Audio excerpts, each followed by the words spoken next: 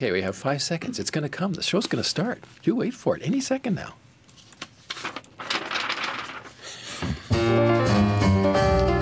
And there it is. We're off on the link online. Yes, we are back in the saddle once again, and this time for, I guess, pretty much for us anyway, the last time this year, because we're all going to try to take some days off and enjoy the Christmas holidays. With me, of course, is Lynn Desjardins. Hello there. And Levon Savunts. Hello there. And Marie-Claude Simard. Hi, everybody. And in the control room, our smiling controller, Chantal Saint-Sauveur, and the man we like to call Father Christmas himself, even though he's got a dark beard, but he's working on the white parts of that beard, right? It's Pierre Dutil. And we have an interesting show for you, as always, and we're going to have a little bit of fun towards the end as well. Lynn, what do you have for us? Ooh, I'll be looking back at some of the big weather events in Canada this year. Levon, a serious story. Yeah, I'll talk about the ongoing tensions between Canada and China following the arrest of a third Canadian there. And Marie-Claude, you have one of the interesting things for us. Yes, I'll take you to the Longueuil Christmas market. And I also have a story about climate and how it's affecting a long-term tradition in Canada, outdoor skating, and especially backyard rinks. Those are some of the stories coming up on this edition of The Link Online. All right, this is a diplomatic situation, pretty darn serious, and it's a crisis between Canada and China, and it's not showing any signs of improving. And this week we heard of another Canadian that was arrested in China. So what's the latest on that? Well, the news of this third arrest broke on Wednesday. It came more than a week after China arrested two Canadians, Michael Kovrig and Michael Spavor. Kovrig is a former Canadian diplomat who was on leave from Global Affairs Canada, working for the International Crisis Group. It's a very well-respected international think tank. And Mr. Spauer is a China-based Canadian entrepreneur who kind of specializes in bringing cultural and sports exchanges to North Korea. There's a very interesting background there, too. Now, they were arrested days after Canada arrested a top Chinese telecommunications executive, Meng Wanzhou, who is the chief financial officer of Huawei and the daughter of the company's founder. And she was arrested on a U.S. arrest warrant for allegedly breaking some U.S. sanctions on Iran. Now, this third arrest seems of the Canadian seems to be a bit different, because the Michael Kovrig and Mr. Michael Spauer were accused of endangering China's national security. Whatever that means, the investigation is still ongoing, so they haven't been formally charged with anything. This woman who was arrested, she was identified as Sarah McIver. She is an English teacher. She taught English in China. And it appears that her arrest had to do with some kind of a work visa violation. And here's Prime Minister Justin Trudeau speaking about her case during this year-end press conference on Wednesday. We have to remember there are tens of thousands of Canadians who live, travel, work in China in any given year. There are obviously regular situations where Canadians require consular assistance. We are, of course, taking any and every situation seriously, as we always do.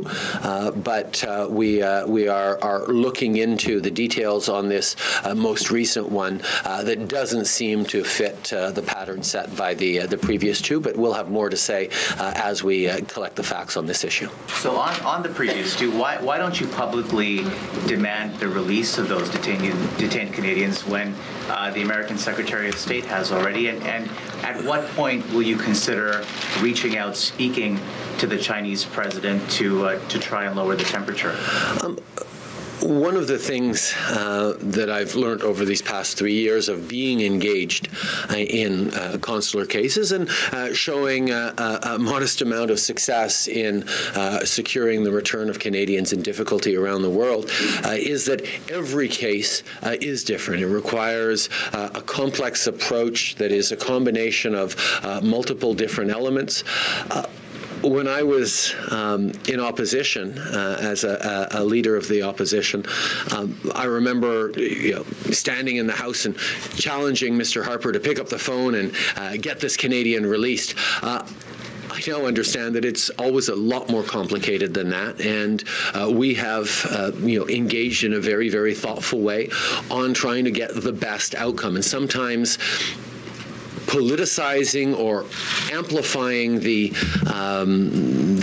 level of public discourse on this may be satisfying in the short term, but would not contribute to the outcome we all want, which is for Canadians to be safe and secure. Yeah, and that was an excerpt of from the year-end press conference by Prime Minister Justin Trudeau. It was a bit of a mea culpa, I guess. It's interesting the difference when you're in power and having to do something and out of power. And it sounds like he maybe learned a little bit of political lessons now that he's in power. Yeah, and then, of course, late on Thursday, we found out why Canada is being so cautious. Canadian officials told us on background that there are as many as 200 Canadians being detained for various reasons in China. And what they said that this has nothing to do with the Huawei case, that over years, this is a pretty stable number. It's not very surprising given the number of Canadians, tens of thousands of Canadians who travel to China every year to work, study, just for leisure. And an interesting thing, they said, compared to the United States, where there are 900 Canadians who are detained in the United States. So, of course, gives you a bit of an understanding like why the Canadian government seems to be walking on eggshells. That have to be very, very careful because you have 200 potential cases where people's punishment can get a lot stricter. It's very, very sensitive for the Canadian government. Yes, we saw how discussing these things in the public forum, diplomatic issues in the public forum, can backfire with the case with Saudi Arabia and Minister Freeland's tweet sort of thing, and of course Canada's allies not coming to our aid. I mean, whether this has been the case with Saudi Arabia or China, Mike Pompeo, U.S. Secretary of State, came out with a statement asking China to release these Canadians, but he was pretty much undercut by his own boss, who said, you know what, I'm willing to intervene in the case of Meng Wanzhou if I get a better trade deal from China. So, yes, and in the end, she could maybe use that as grounds to fight the extradition, because this is an extradition request from the United States to Canada, and it is up to the court to decide whether or not to honor that extradition request. And also in the interim, the United States could drop the case. So yes, but it leaves us, Canada, in a really bad spot. Absolutely. And then, of course, there is also a political decision to make once the court decides to extradite. That court decision has to be approved by the Minister of Justice. So there you would probably also start feeling a lot more political pressure from China, because that's one discretion that the Canadian government has, is that at the end of this judicial process, the Justice Minister has to decide whether to extradite or not. And she could decide not to extradite. Yeah, but again, we've said before, this puts us again in this very difficult position of alienating one big power or alienating the other big power. This obviously is going to go on for some time yet, and we'll probably be back talking about this in 2019 when we all come back here again. Absolutely. Yep. All right, we're going to talk about the weather coming up in just a moment.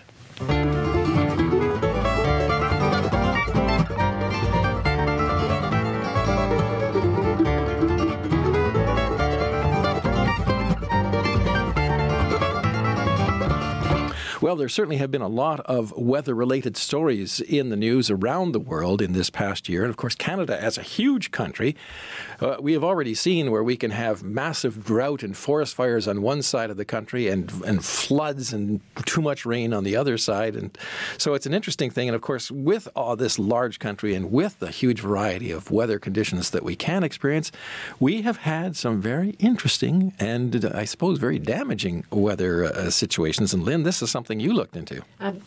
Absolutely. And, of course, we had another big storm as late as Thursday, on the west coast of Canada, where there was all kinds of flooding and very, very heavy winds.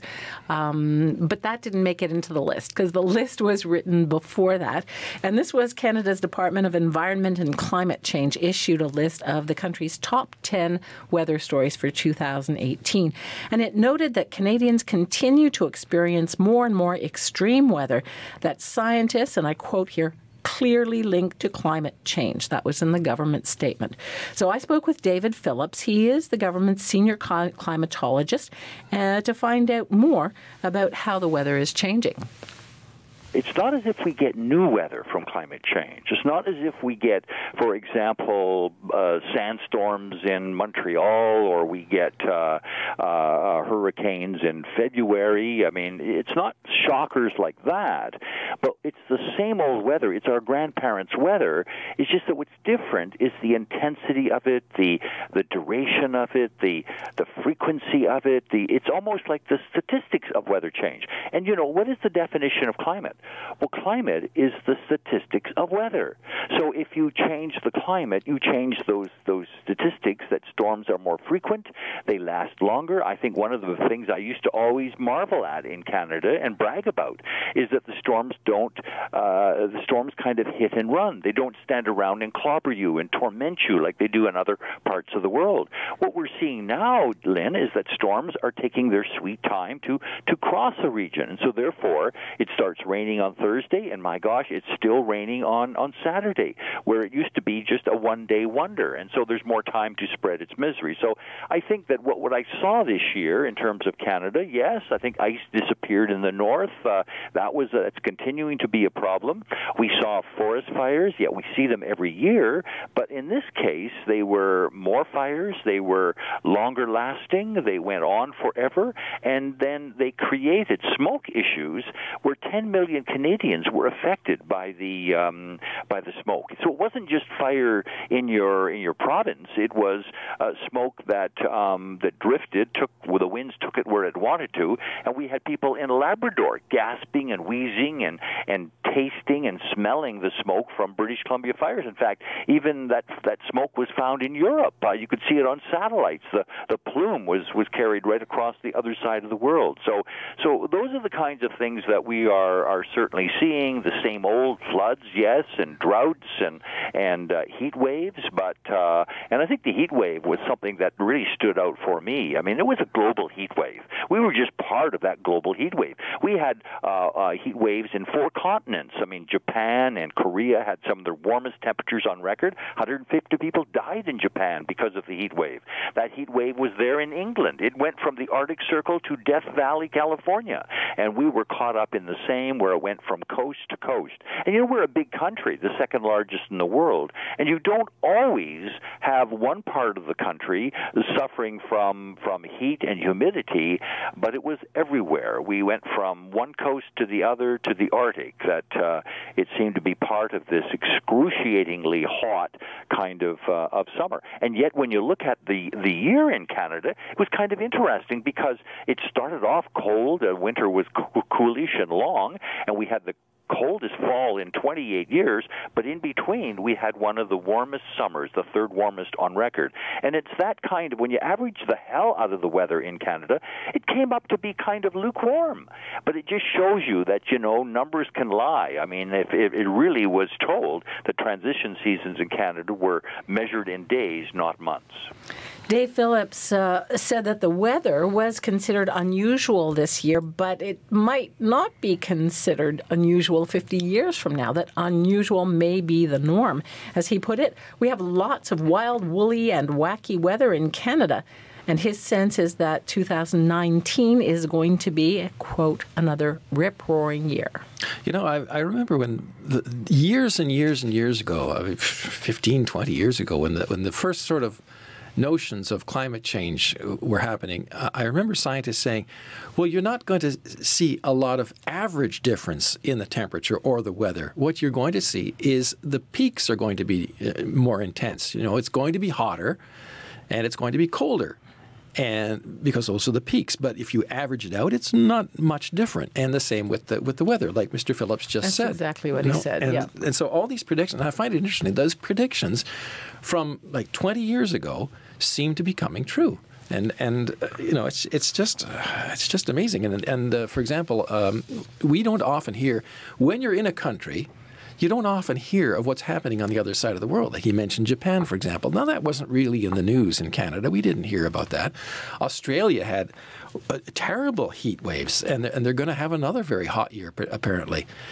Droughts and everything else. We don't hear about that here, and they don't hear about our problems. But if you actually start to look at the situation worldwide, you know, my goodness, things are happening, you know. A lot of extreme weather. All right. Well, you know what? We're going to have another sort of weather-related story coming up in just a second.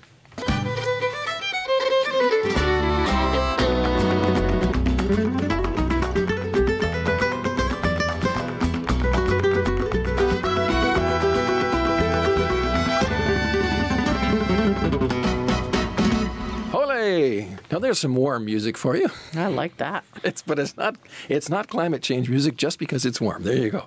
Well, I mean, here's a story that's related to climate change. Now, being Canadian, one of the things that is a real tradition in this country is outdoor skating in the winter. And, of course, a lot of people make backyard rinks for their kids. Did you have a backyard rink when you were... No, but we had 2 local rinks and we would walk down the street, put on our skates, and skate for hours and hours. The municipal rinks, right? Yep. Yeah. What about you? Well, we didn't have... Armenia is too hilly to have backyard rinks, but here in Canada, we always took the kids to the park nearby where they had, a rink or 2. So 2 usually, one for hockey and one for figure skating. Absolutely. Yeah, or ordinary skating, you know, yeah. What about you, Marie-Claude, in Quebec? Of course, big hockey. Yes, I've been skating since I'm 4 and always the local municipal skating ring. Well, I remember I made a little backyard rink for my kids, and it's part of this whole scenario, because what happened was these professors at Wilfrid Laurier University wanted to deal with climate change, but do it in a way that ordinary people would actually start to think about it, because it often tends to be, you know, kind of nebulous. Oh, climate change is happening in Australia, you know, and you forget from one year to the next. So what they said is, what kind of an idea could we have that would be people could relate to? And they said, what if we started to ask people about their backyard rinks? And so they started a website called Rink Watch, where people would send in information about what date in the year they were able to start a backyard skating rink, and the conditions during the year, and what date they sort of gave up on it. Now, what happens was it's a good idea, and people are really into it, except when the conditions are good during the year, people don't tend to keep going onto the website. And when they get tired of trying to redo the rink and stop, they tend not to go on the website. But what they did find out was pretty interesting, nonetheless. And I spoke to co-founder of the website. Here is Professor Colin Robertson. Anecdotally, we've heard that people will start a rink, but then give up earlier after you have a few thaws, and in January or February, people are kind of throwing up their hands a little bit, so kind of truncating the tail end of the season. We had a case where Ottawa, which has the Rideau Canal, which bills itself as the longest skating rink in the world, which I suppose other places in the world might dispute that, but nonetheless, it's a very popular idea of having people skating on the Ottawa frozen canal, which stretches for a few kilometers. In 2016, they had a mere 18 days of skatable conditions in what has often been billed as the world's coldest national capital. What does that tell you? Yeah, I mean, it aligns with stories we've heard from other places as well, where, municipal rinks that have traditionally been natural are now becoming refrigerated just because the maintenance costs and the risks were too high. And so it's a good kind of indicator of how these climate change impacts are really affecting people's lives. And so the Rideau Canal is a really great iconic example, and we want to kind of collect similar reports from everyday backyard rinks that people are building across the country. Well, you mentioned about the start and end of sort of the season. What have you noticed about the start and end of the backyard skating rink season or municipal? Yeah, we've done that analysis for a handful of locations, and certainly in Toronto area, GTA, the start of the season has been creeping forwards from early December more toward late December, early January. And then the other thing that we noted in that analysis was just the decline in the number of kind of ideal days for skating over the season. And just again, as a final thought then, in this short time, can you say, from what you have discovered, that the climate is changing and shortening the skating rink season in Canada? Yeah, for sure. I mean, certainly just looking at the temperature records, we can see that the number of ideal days for skating is declining. All right, so there he is. That is Colin Robertson, a professor at Wilfrid Laurier University and a co-creator of this website called Rink Watch in Canada, where people across the country can report the conditions for their backyard rinks. And again, when I started making the backyard rink, like decades ago, the season, you started in the season and it would last most of the season. But then after several years, what had happened was I would start the backyard rink, because I skated on it too, because it was handy, right? You'd start it and it would be nice and frozen for a couple of weeks maybe, and then there'd be a thaw come and it would ruin it completely, and you'd have to start all over again because the thaw might last a couple of days. So you'd start it and it would be good for 3 or 4 days, and then another thaw would come. And if after a while you throw up your hands and say, oh, the heck with it, I'm not doing this anymore, because just, there's all this effort for just maybe a couple of days of skating before the weather changes again and ruins it. And I guess that's what's happening in a lot of cases. Like the Rideau Canal, I mean, I've been to Ottawa. I said, I'm going to go to Ottawa and skate on the canal. And you get there and, the conditions aren't good. They've closed the canal for the day or for the couple of days, So. Well, thank goodness for the internet. You can check the conditions before you go. But as you say, there are fewer days. And I'm really disappointed because I want to skate over the coming week, which is a holiday. And today it's raining in Montreal, which is rain in December is not usual, although the temperatures are expected to drop. Yeah, well, I can see by our weather station up here above your heads, which you can't see on the camera, but it says it's 5.9 degrees outside and 90% humidity. So. And we're apparently getting up to as high as 8 degrees in parts of Montreal. So, and this is, end of December? Yeah. Although we had a pretty cold end of October. Yes, that very cold, unusually cold. And that's the whole thing, It's like when U.S. President Trump says, it's warm, no climate change. Well, it's not about warm. It's about change. It's about extremes. It's about unusual weather. And it's about crops failing because they are not adapted to these. Like in the prairies, we had... First we had a very rainy spring. They couldn't plant. Yeah. Then they had a drought. This is in central Canada.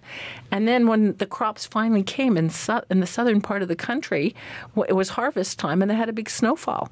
Yeah. So, at a certain point different places in the world, and because it's not uniform everywhere, it goes under the radar. As you said, we don't report every single event, but you take it all together, which is what science has done for us. It's just that people need to listen to the science, which now says this is happening. We're in it. Yeah, and we were all, I guess everybody, when we had the early snowfall, we thought, oh boy, we're going to have a white Christmas for sure, because we have lots of snow already. It's just November, there's lots of snow, and here we are a couple of days away from Christmas, and the weather forecast, certainly in this area anyway, and I guess most of southern Ontario and southern Quebec, it's going to be probably wet and maybe freezing rain, possibly dangerous. Greenish-brownish Christmas. I'm dreaming of a greenish-brownish Christmas. Well, that said, one of the Canadian comedy programs, which is on our public broadcaster, CBC.